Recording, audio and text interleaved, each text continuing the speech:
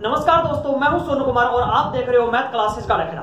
हमने last video में संयुक्त फलन के बारे में पढ़ा था। तो देखिए, संयुक्त फलन के बारे में नहीं पढ़ा था, हमने सिर्फ फलन के बारे में ही जाना था, वहां अच्छे से जाना था। फिर भी अगर आपके सामने कोई प्रॉब्लम आती है फलन समझने में तो आप लोग कमेंट कर सकते हो। मैं कोशिश करूंगा, पूरी कोशिश करूंगा कि उसका दोबारा से वीडियो बना के आप तक पहुंचाया जा सके।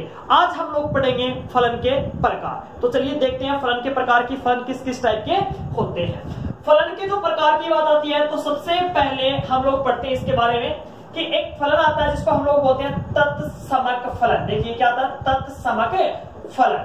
तत्समक जो फलन होता है उसकी बात करते हैं। तो वही प्रोसेस करते हैं हम लोग दोबारा से कि पहले हम लोग इसकी परिभाषा लिखेंगे और फिर इसकी परिभाषा को हम लोग अच्छे से समझेंगे।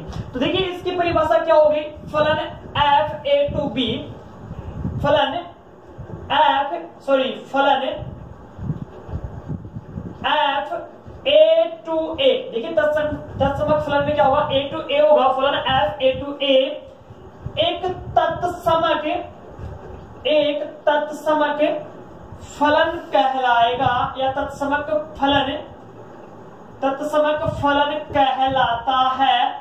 कहलाता है यदि a का प्रत्येक अवयव, यदि समुच्चय a का प्रत्येक अवयव स्वयं और केवल स्वयं और केवल स्वयं से संबद्ध हो या संबंधित हो, ये अपनी परिभाषा है। क्या होता है, देखिए परिभाषा को अब हम लोग अच्छे से समझेंगे। इसने बोला कि एक फलन दे रखा है, हमें क्या दे रखा है कि a to a, यानी कि जो इसका प्रांत है वो भी a है और सह प्रांत है वो भी क्या है, a है। तब फलन जो है ये तत्समक कहलाएगा यदि समुच्चय a का प्रत्येक अवयव, देखिए ये लिख रखा क्या कि समुच्चय a का प्रत्येक अवयव स्वयं और केवल स्वयं का मतलब होता है कि खुद का खुद से ही संबंध रखता हो, तो वो फलन क्या कहलाएगा, तत्समक फलन कहलाएगा। तो देखिए इसका एग्जांपल लेते हैं। एग्जांपल जैसे ये एक समुच्चय A है और इसमें मैंने ले लिया क्या कि 1 2 3 और 4, और दूसरा मैंने एक और समुच्चय ले लिया, ये समुच्चय ले लिया मैंने B, इसमें भी ले लिया मैंने जैसे ऊपर नीचे लिख दिया 2 4 3 और 1। तो देखिए ये अगर अपने पास है तो इससे संबंधित होगा, और ये 2 है स्वयं और केवल स्वयं, यानी कि स्वयं से संबंधित होगा, 3 है वो 3 से संबंधित होगा, और जो 4 है वो किससे होगा, 4 से ही संबंधित होगा। तो अपने पास क्या आ जाता है, इसको क्या बोलेंगे हम लोग इसको बोलेंगे तत्समक फलन, क्योंकि देखिए 1 खुद स्वयं 1 से संबंधित है, 3 खुद स्वयं 3 से संबंधित है, 4 स्वयं 4 से ही संबंधित है।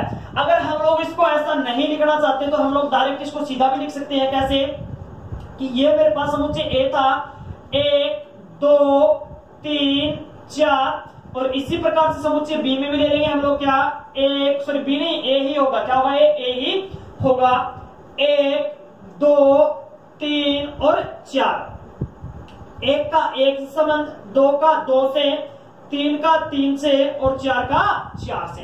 तो ये जो फलन होगा क्या कहलाएगा, ये अपने पास जो फलन होगा वो तत्समक फलन कहलाएगा। तो आप लोग ऐसा करेंगे, इसको साथ साथ कॉपी पेन लेके बैठे हो, साथ साथ इसको नोट करते जाएंगे, धीरे धीरे से बहुत ही अच्छे से समझ में आएगा। एक बार दोबारा से रिपीट कर देता हूं।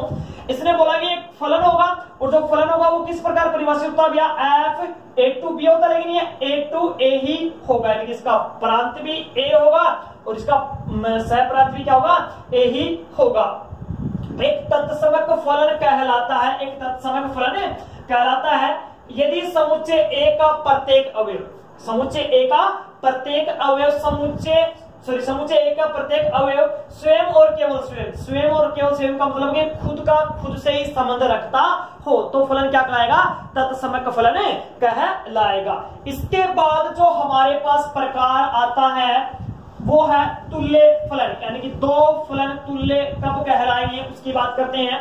दो फलन तुल्य कब कहलाएंगे, उसके बाद जो सेकंड पार्ट आता है वो क्या होता है, तुल्य फलन की बात करते हैं। तुल्य फलन की परिभाषा, तो देखिए तुल्य फलन के लिए लिखते हैं कि फलन पहले परिभाषा लिखते हैं, फिर उसको इसके बाद इसको समझने की कोशिश करते हैं विद एग्जांपल। देखिए फलन f a to b तथा फलन g a to b f a to b और g a to b परस्पर तुल्य फलन कहलाते हैं। तुल्य परस्पर तुल्य फलन कहलाएंगे यदि तुल्य फलन कहलाएंगे यदि लगा कि इसके लिए कंडीशन आ गया।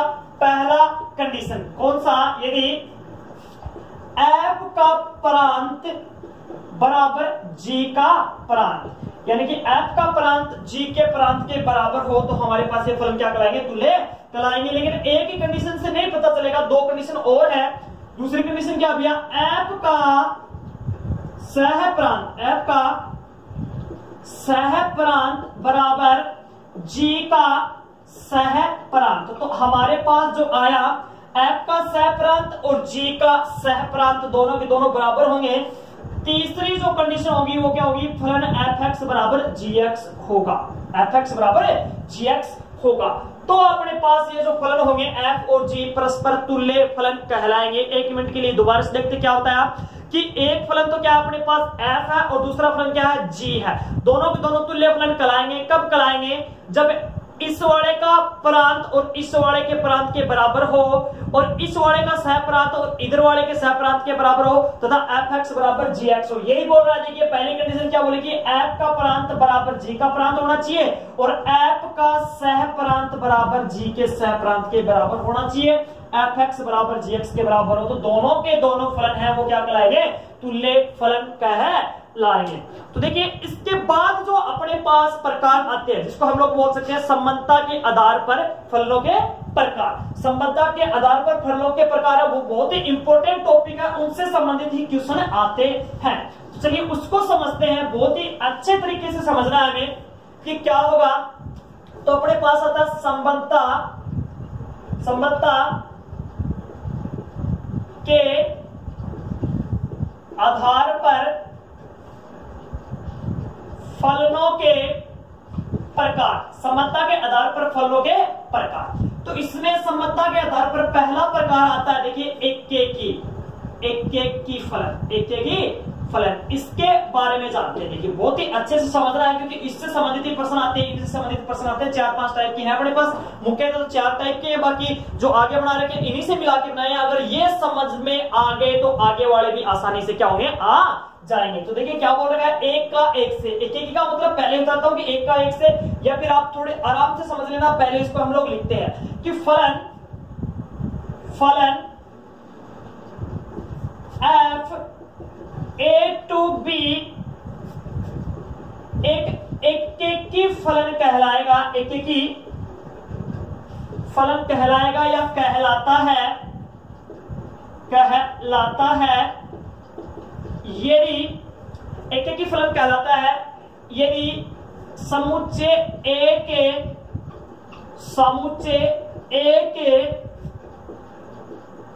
भिन्न भिन्न अवयव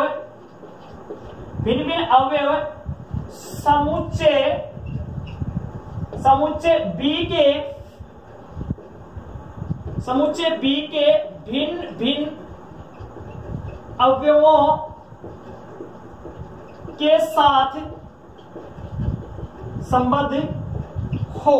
देखिए ये परिभाषा शायद आपको समझ में आ गई होगी क्या कि जो फलन f a to b है वो फलन तो है, लेकिन ये एक ही कब बन जाएगा? ये एक ही तब बन जाएगा जब a के भिन्न भिन्न अवयव होने चाहिए और b के भी भिन्न भिन्न अवयव के साथ संबंध होना चाहिए। इसके लिए एग्जांपल लेके देखते हैं। अच्छे एग्जांपल लेते हैं एक दो तो और भी अच्छे से क्लियर हो जाएगा। माना कि ये समुच्चय अपने पास कौन सा है? a है।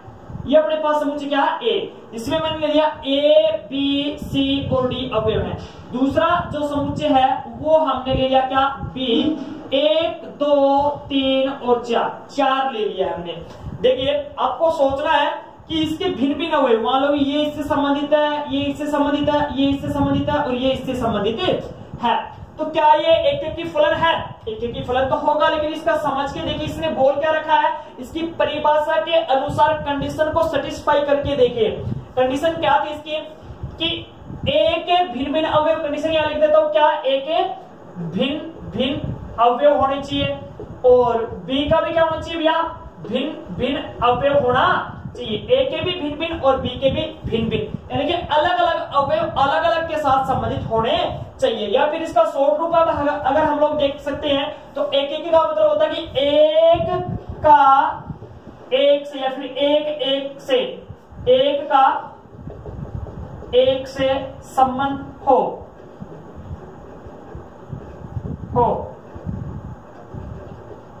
एक से संबंध हो, या फिर एक का एक से संबंध हो, एक से संबंध हो। यानी कि मतलब क्या निकला इस चीज का, एक से संबंध होने का, यानी कि इसका एक अवयव इधर वाले की भी एक अवयव से ही संबंध होना चाहिए और इधर वाला भी एक अवयव से संबंध होना चाहिए। भिन्न भिन्न का मतलब यही होता है। अब आप बोलोगे कि अगर दो अवयव संबंध हो गए तो वो तो फलन ही नहीं होगा, बात सही है, लेकिन किसके दो, इसके अगर दो इसके एक के साथ संबंधित हैं तो वो फलन नहीं होगा।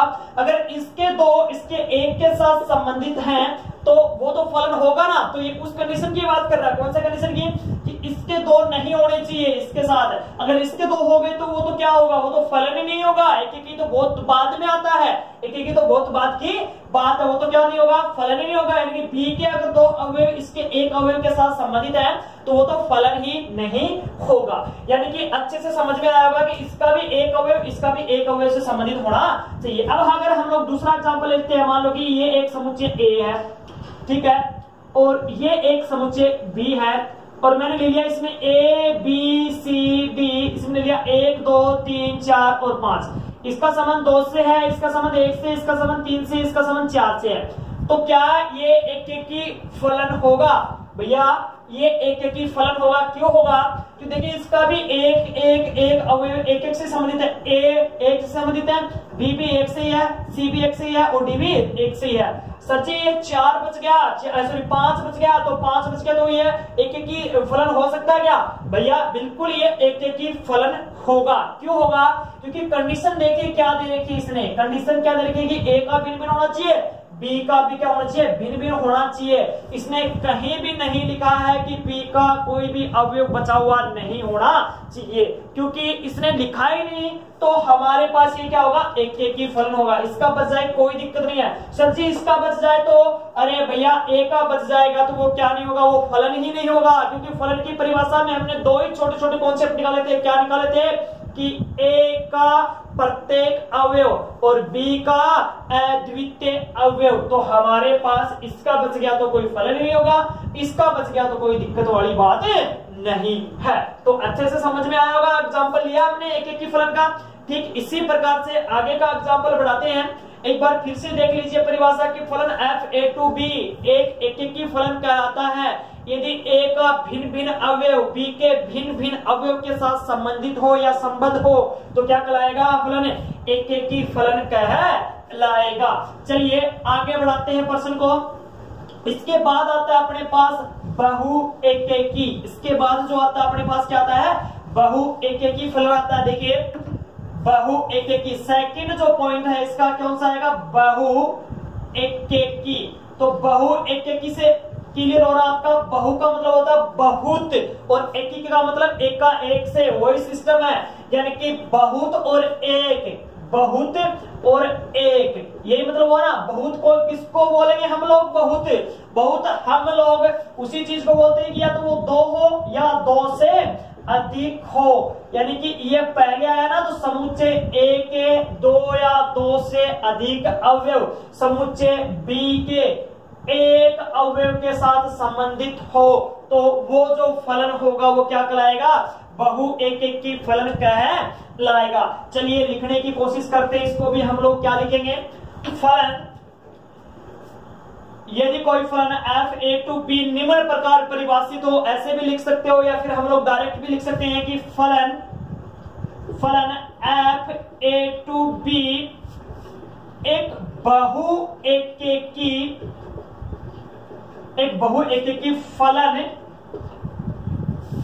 एकेकी फलन कहलाता है यदि लगा के कंडीशन लिख दो इसके, यदि समुच्चय ए, पहला क्या है, समुच्चय ए के दो या दो से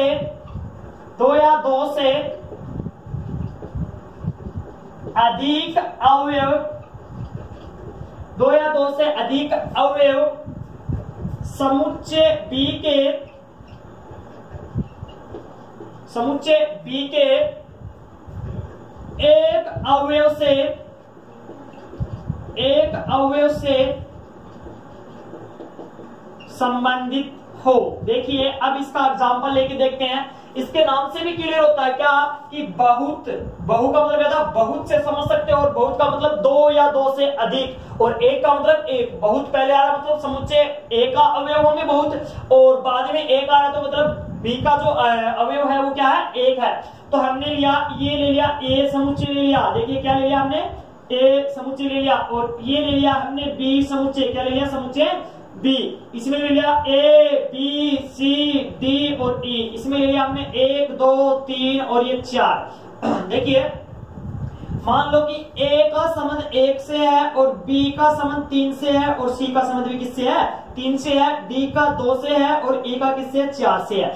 हमें देखना यह है, इसने बोला कि क्या होना चाहिए, साइड में लिख सकते हो, बहु एकी का मतलब क्या होता है कि एक का तो कितना होना चाहिए भैया, बहुत अवयव, बहुत का मतलब होता है दो या दो से अधिक। ब्रैकेट में लिख सकते हो आप लोग समझने के लिए, ये परिभाषा के अंदर नहीं है, ये साइड वाला सिस्टम समझाने के लिए लिख रहा हूं भैया। बी का मतलब क्या हुआ, बी का क्या होना चाहिए, एक अवयव, ये परस्पर संबंधित है, तो फलन क्या कहलाएगा भैया, बहु एक की फलन कहलाएगा।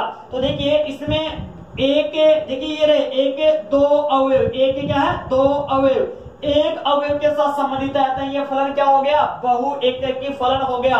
सर जी अगर मैं इसके दो अवयव इसके एक अवयव के साथ कनेक्ट कर दूं, क्या बोला देखिए दोबारा से समझ रहा है कि बी के दो अवयव अगर ए के एक अवयव के साथ कनेक्ट कर दूं, संबंधित कर दूं, रिलेटेड कर दूं, तो क्या ये बहु एक की फलन होगा भैया। बहु एक की तो बात बहुत दूर, वो तो फलन ही नहीं होगा, क्यों, फलन में हमने स्टार्टिंग में दो ही चीजें सीखी थी, क्या कि ए का क्या सीखा था हमने कि ए का प्रत्येक अवयव और बी का अद्वितीय अवयव, और हम जो काम कर रहे हैं वो क्या कर रहे हैं कि बी के दो अवयव इसके एक अवयव के साथ कनेक्ट कर रहे हैं। तो इसके नहीं हो सकते, इसके हो सकते हैं, जो हमने किया। अगर इसके हो गए तो क्या हो गया, बहु एक की, और इसके हो गए तो वो क्या होगा, फलन ही नहीं होगा। चलिए अब थोड़ा और आगे बढ़ाते हैं। समझ में आया होगा आपके सामने ये एग्जांपल, आशा करता हूं अच्छे से समझ में आ रहा होगा। और आप लोग कॉपी रफ नोटबुक में लिखते जाएं या फेयर नोटबुक में लिखते जाएं, नोट्स बना लें, क्योंकि दोबारा पढ़ने में आपको बहुत ही आसानी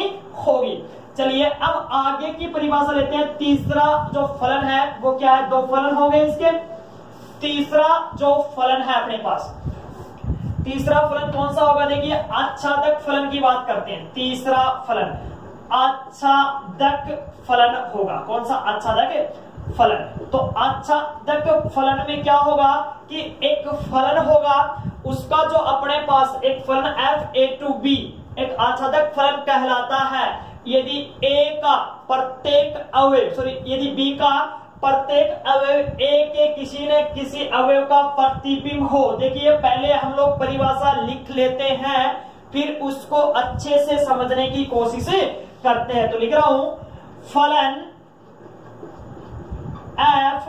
f(a)(b) एक आच्छादक फलन कहलाता है। आच्छादक फलन कहलाता है यदि समुच्चय B का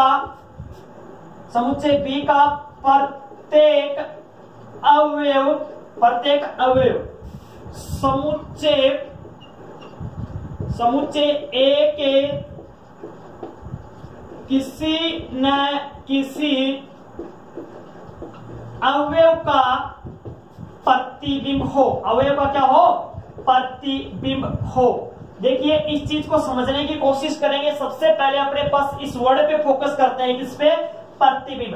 प्रतिबिंब का मतलब क्या होता है, देखिए जैसे मैं अगर एक किसी आईने के सामने खड़ा होता हूं, आईने के सामने खड़ा होने का मतलब है कि मेरे को आईने के सामने रखा गया और इस आईने में जो बना वो क्या बना, मेरा फोटो। फोटो को क्या बोलते हैं, प्रतिबिंब। साइंस में जाते हैं तो जो फोटो बनती है उसको क्या बोलते हैं, प्रतिबिंब। लेकिन अगर जिस चीज को हमने सामने रखा है वो क्या होगा भैया, बिंब होगा। तो हम लोग जिसकी वैल्यू, इसको ऐसे समझेंगे, जिसकी वैल्यू रखेंगे वो तो क्या होगा, अपने पास बिंब होगा, और जो निकल के आएगा वो क्या होगा, प्रतिबिंब होगा। यानी कि इसको आप अच्छे से समझने की कोशिश करते हैं। इसने बोला कि आच्छादक फलन कहलाता है यदि समुच्चय बी, यही एक ऐसा फलन आया जिसमें नाम स्टार्टिंग में समुच्चय बी आया, बाकी सभी में समुच्चय ए से स्टार्ट होती है परिभाषा। इसमें किससे हुई है भैया, समुच्चय बी से स्टार्ट हुई है। तो हमें देखिए ये ले लिया हमने एक समुच्चय ए, जिसमें ले लिया ए बी सी और डी। इसमें मैंने ले लिया क्या, समुच्चय बी 1 2 3 और 4। देखिए ये मान लो इससे संबंधित है, ये मान लो इससे संबंधित है, और ये मान लो इससे संबंधित है, और ये मान लो इससे संबंधित है। तो इसने क्या बोला, अब इसको समझाने की कोशिश करते हैं। ये एग्जांपल ही उठाया हमने, क्या है अपने पास, देखिए इसने बोला कि फलन f(a)(b) एक आच्छादक फलन कहलाता है यदि समुच्चय B का प्रत्येक अवयव, यानी कि समुच्चय B का जो अवयव है वो प्रत्येक अवयव काम में आना चाहिए। B का प्रत्येक अवयव काम में आना चाहिए। B का प्रत्येक अवयव समुच्चय A का किसी न किसी अवयव का प्रतिबिंब हो, या फिर किसी न किसी अवयव से संबंधित होना चाहिए। अब इसको ऐसे समझेंगे कि ये अपने पास एक समुच्चय है, ये अपने पास दूसरा समुच्चय है जो B है। देखिए ये इधर वाला B है, इधर वाला A है।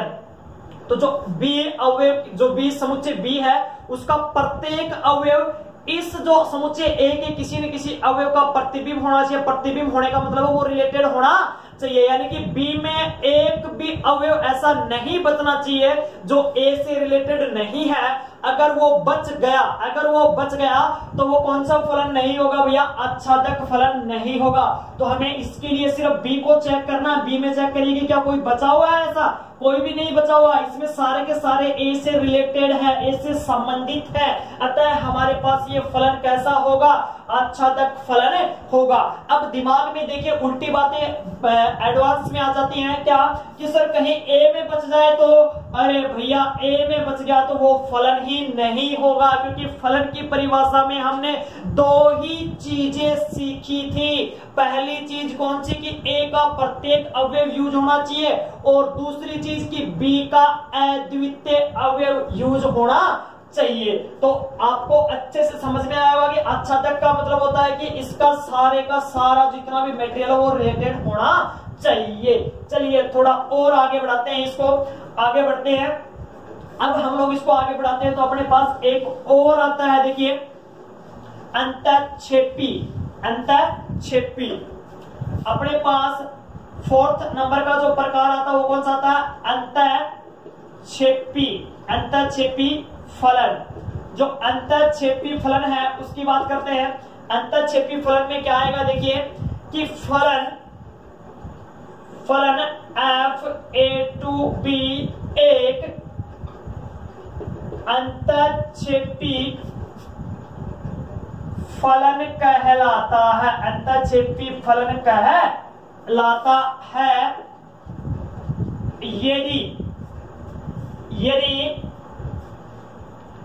यदि समुच्चय B में कोई न कोई अवयव, समुच्चय B में कम से कम एक अवयव ऐसा विद्यमान हो जो समुच्चय A के अवयवों से संबंधित न हो। देखिए आच्छादक का मतलब होता है कि बी में सारे के सारे अवयव संबंधित होने चाहिए, कोई भी नहीं बचना चाहिए। लेकिन अंतःक्षेपी उसका जस्ट उल्टा है। अंतःक्षेपी क्या जस्ट उसका उल्टा है। अंतःक्षेपी का मतलब है अगर कोई अवयव बच रहा है तो वो क्या हो जाएगा, अंतःक्षेपी हो जाएगा। अर्थात बी में ए कम से कम एक, ज्यादा तो कितने भी हो सकते हैं, नो टेंशन, लेकिन कम से कम एक अवयव ऐसा विद्यमान होना चाहिए जो क्या होना चाहिए कि ए के अवयव से संबंधित नहीं होना चाहिए। एग्जाम्पल उठाते हैं, बहुत ही सिंपल सी बात है। देखिए जैसे मैंने एक एग्जाम्पल उठा लिया, ये उठा लिया ए, तो क्या हो गया ए बी सी और डी, और इसमें मैंने उठा लिया कि 1 2 3 4 और 5। इसका संबंध मान लो इससे है, इसका संबंध मान लो इससे है, इसका संबंध इससे है और इसका संबंध 5 से है। तो क्या ये अंतःक्षेपी फलन है? भैया ये अंतःक्षेपी फलन है, क्योंकि इसका एक अवयव बचा हुआ है जो कि ए के अवयव से संबंधित नहीं है। इस प्रकार से हमारे पास चारों के चारों प्रकार आ गए। अब हमारे पास एक छोटे छोटे प्रकार और बचे हुए जो 5 का है और 6 का है, वो आप लोग खुद लिख सकते हो। सिर्फ नाम से ही समझाऊंगा मैं उनको कि कैसे कैसे होते हैं। देखिए एक होता अपने पास 5 का जो प्रकार है वो लिख दिया मैंने, एकेकी आच्छादक, एकेकी आच्छादक।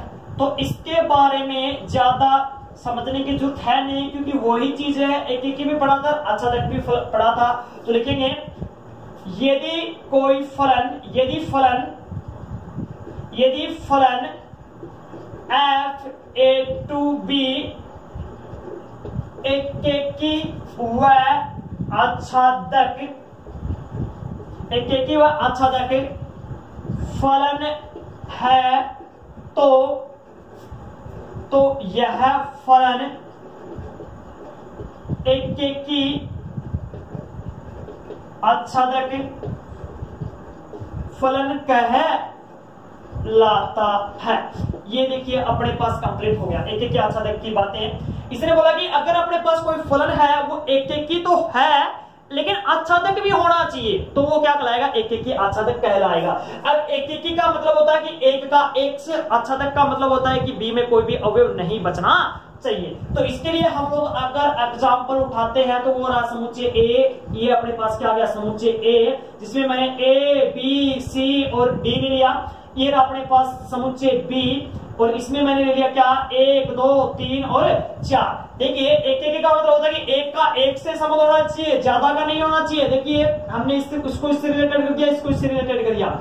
आपको देखना क्या है, एक का मतलब है एक का एक से होना चाहिए कि दो अवयव हमारे पास रिलेटेड नहीं होने चाहिए, दो अवयव एक के साथ रिलेटेड नहीं होने चाहिए। तो इसमें दो अवयव इसके साथ रिलेटेड है या नहीं है, बी के साथ है या नहीं है, ए के कोई भी दो अवयव भैया नहीं है, इसका मतलब ये एक तो है। अब बात करते हैं आच्छादक। आच्छादक के लिए हमने परिभाषा में सीखा था, क्या सीखा था कि हमारे पास समुच्चय जो बी है उसमें कोई भी अवयव ऐसा शेष न रहे जो ए से संबंधित न हो। तो देखिए इसमें कोई भी अवयव शेष नहीं आता है, ये क्या है आच्छादक, सॉरी एकेकी तो था ही और आच्छादक भी हो गया, इसका मतलब ये क्या है एकेकी आच्छादक फलन है। अब इसी प्रकार से आता है एकेकी अंतःक्षेपी, जो आप लोग खुद लिखेंगे। एकेकी अंतःक्षेपी के लिए क्या लिखेंगे कि एकेकी अंतःक्षेपी इससे जस्ट हटके आ जाएगा, क्या कि फलन एकेकी भी हो वह अंतःक्षेपी भी हो। अर्थात अंतःक्षेपी का मतलब क्या होगा कि बी में कम से कम एक अवयव ऐसा विद्यमान होना चाहिए जो ए के अवयव से संबंधित न हो, ए के अवयव से क्या हो संबंधित न हो, तो वो फलन क्या कहलाएगा एकेकी अंतःक्षेपी फलन कहलाएगा। एकेकी आच्छादक पढ़ लिया हमने, एकेकी अंतःक्षेपी के बारे में बता रहा हूं, चलिए लिख देते हैं उसके बारे में भी, एकेकी अंतःक्षेपी। अगला जो है अपने पास 6 का प्रकार जो क्या है एकेकी अंतःक्षेपी। एकेकी अंतःक्षेपी की बात करते हैं तो लिखेंगे फलन f(a)(b) एकेकी अंतःक्षेपी फलन कहलाता है यदि, एकेकी अंतःक्षेपी फलन कहलाता है यदि यह फलन एकेकी के साथ अंतःक्षेपी भी हो, अंतःक्षेपी भी हो। ठीक है भैया, यहां तक समझ में आ गया होगा। इसके लिए एग्जांपल लेते हैं। अंतःक्षेपी का मतलब क्या होता है कि बी का एक अवयव बचा हुआ रहना चाहिए। तो हमारे पास देखिए ये तो हमने ले लिया एग्जांपल सॉरी समुच्चय ए, और ये हमने ले लिया समुच्चय बी, ए बी सी और डी। इसका लिए हमने 1 2 3 4 और 5 ले लिया। एक ही तो होना चाहिए, एक का संबंध एक से होना चाहिए। ले भैया एक का संबंध एक से करवा दिया हमने, ठीक है, एक का संबंध क्या करा दिया एक से। लेकिन इसने बोला अंतःक्षेपी भी होना चाहिए। इसका मतलब क्या है कि बी का कम से कम एक अवयव ऐसा बचना चाहिए जो ए से रिलेटेड न हो, ए से रिलेटेड न हो। तो देखिए ए से रिलेटेड नहीं है, अतः ये फलन क्या हो गया, एक की अंतःक्षेपी फलन हो गया। इसके बाद हम लोग जो उठाएंगे वो है, इनको सॉर्ट आउट करना है, कुछ भी नहीं है। जो आपको ये नोट्स बनाने के बाद एक छोटी सी नीचे शॉर्ट में नोट्स बनाने, इसी के आपको अच्छे से समझ में आएगा। देखिए मैं कोशिश करता हूं बनाने की विद एग्जांपल। हमारे पास देखिए ये फलन ले लिया मैंने, कि फलन के प्रकार ले लिए। पहला क्या आया था अपने पास, इधर देखिए पहला आया था एक की फलन, यहां लिख दो, यहां लिख लेंगे हम लोग क्या, फलन के प्रकार, ये लिख लिया हमने फलन के प्रकार। और यहां से लिखना स्टार्ट कर दिया कि जो पहला पार्ट था, पहला क्या था अपने पास, एक की था, क्या था, एक की था, क्या था, एक की। देखिए जो चीजें पढ़ी है उसी को रिपीट कर रहा हूं। दूसरा क्या था अपने पास, देखिए बहु एक की था। तीसरा क्या था अपने पास, देखिए आच्छादक था। और तीसरा क्या, चौथा क्या था अपने पास, अंतःक्षेपी था। अब आप लोग बोलोगे कि जो एक की आच्छादक था या एक की अंतःक्षेपी था वो कहां गया, भैया हमने पहले पढ़ा था वो इन्हीं से मिलके निकला है, तो वो हम लोग यहाँ पे नहीं लिखेंगे, वहीं पे समझ लिया हमने, बस इनफ, ठीक है ना। चलिए अब हम लोग इसका अच्छे से एग्जाम्पल लेते हैं। एक का मतलब क्या, शॉर्ट नोट्स बना रहे हैं हम लोग, इसको डॉट डॉट करके लाइन खींच देंगे ताकि मतलब अच्छे समझ में आ जाए कि इसका पार्ट है। एक का मतलब क्या है, देखिए एक से, मतलब ये पहला समुच्चय ए आता, दूसरा बी आता है, तो पहले में एक हो और दूसरा भी एक से संबंध हो, एक से संबंध हो। एक से संबंध का मतलब किसकी बातें कर रहा है ये भैया, अवयव की बातें कर रहा है। इसके लिए अगर हम लोग एग्जाम्पल उठाते हैं तो एग्जाम्पल उठा लीजिए कि हमने ये एक एग्जाम्पल तो ये उठा लिया ए बी सी डी, और दूसरा एग्जाम्पल हमने ये उठा लिया समुच्चय बी है कि 1 2 3 और 4, इसका संबंध इससे है, इसका संबंध इससे है, इसका संबंध इससे है, इसका संबंध इससे है। ये हो गया अपने पास एक की फलन। बहु एक की बात करते हैं तो इसको भी सॉर्ट आउट करते हैं। बहु एक का मतलब क्या होता है कि बहुत, बहुत का मतलब क्या होता है, बहुत और एक से संबंध हो, बहुत एक से संबंध हो। देखिए दोनों वर्ड एक साथ आ रहे हैं। बहुत का मतलब क्या होता है कि दो या दो से अधिक। बहुत के बारे में मैंने पहले पढ़ा दिया था कि दो या दो से अधिक को हम लोग बहुत बोलेंगे, एक को कभी भी बहुत नहीं बोलेंगे। तो अब हमारे पास इसके लिए भी एग्जाम्पल उठाते हैं कि ये अपने पास हमने ले लिया क्या, समुच्चय ए, और ये हमने ले लिया समुच्चय बी। इसमें ले लिया हमने ए बी सी डी और ई, इसमें ले लिया हमने 1 2 3 और 4। देखिए मान लो कि इसका संबंध सी व डी, बी व सी का संबंध किससे, 4 से है, सी का संबंध मान लो 3 से, डी का संबंध मान लो इससे, 1 का संबंध इससे है। तो ये क्या हो गया, देखिए इसके 2 या 2 से अधिक अवयव, देखिए बी और सी एक अवयव के साथ, देखिए पहले बहुत यानी कि 2 या 2 से अधिक, तो 2 है ये इसके, और 4 के साथ संबंधित है। तो क्या हो गया भैया, बहु एक की हो गया। ये नोट्स जो शॉर्ट नोट्स लिखा रहा हूं ये समझने के लिए हैं, रियल में जो परिभाषा वो पहले ही लिखा दी है। अब बात करते हैं आच्छादक की। तो आच्छादक का मतलब होता है, सिर्फ डायरेक्टली लिख दूं कि बी में बी के सभी अवयव, बी के सभी अवयव ए के अवयवों से संबंध हो, ए के अवयव से संबंध हो, ये अपने पास होता है आच्छादक का मतलब। और इसका एग्जाम्पल जब मैंने उठाया वो ये अपने पास, देखिए ये रहा इसका एग्जाम्पल। ये मान लो कि समुच्चय ए है और ये मान लो समुच्चय बी है, ये मान लो ए बी सी और डी है, ये 1 2 3 और 4 है, इसका संबंध इससे है, इसका संबंध इससे है, इसका संबंध इससे है, इसका संबंध इससे है। अगर हम लोग इसका दूसरा एग्जाम्पल उठा के देखना चाहें तो इसके 2 अवयव भी कनेक्ट कर सकते हैं, क्योंकि इसमें 2 के लिए कोई कंडीशन नहीं है, तो 2 भी कर देंगे तो भी वो क्या होगा, आच्छादक होगा। कंडीशन सिर्फ एक ही है कि बी का कोई भी अवयव शेष नहीं रहना चाहिए।